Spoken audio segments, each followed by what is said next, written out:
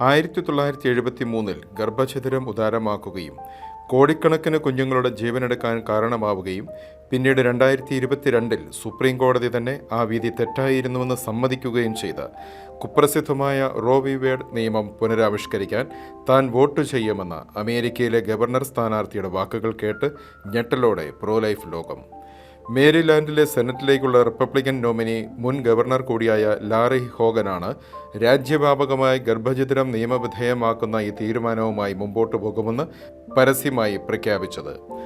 റോവേഡ് രാജ്യത്തെ നിയമമായി പുനഃസ്ഥാപിക്കുമെന്നും ഒരു സ്ത്രീക്കും അവളുടെ ഡോക്ടർക്കുമിടയിൽ കടന്നുവരാൻ ആരെയും അനുവദിക്കുകയില്ലെന്നും ഹോഗൻ പറഞ്ഞു. കത്തോലിക്കൻ കൂടിയായ ഹോഗന്റെ വാക്കുകൾ ഞെട്ടലോടെയാണ് പ്രോ ലൈഫ് ലോകം ശ്രവിച്ചത്.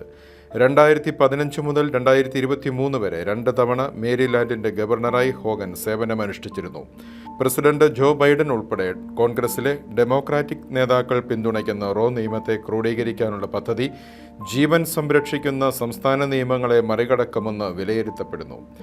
1973 റോ വി വേഡ് നിയമം പ്രാബല്യത്തിൽ വന്നതിന് ശേഷം കോടിക്കണക്കിന് കുഞ്ഞുങ്ങളാണ് അമ്മയുടെ ഉദരത്തിൽ വെച്ച് തന്നെ കൊല ചെയ്യപ്പെട്ടത്.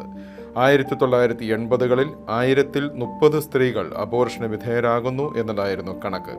2022 സുപ്രീം കോടതി തന്നെ ഈ നിയമത്തിൽ മാറ്റങ്ങൾ വരുത്തിയ ശേഷം അത് 1014 എന്ന നിലയിലേക്ക് താഴ്ന്നിരുന്നു. എന്നിരുന്നാലും മിക്ക സ്റ്റേറ്റുകളും ഇപ്പോഴും അബോർഷനെ പിന്തുണയ്ക്കുന്നുണ്ട്.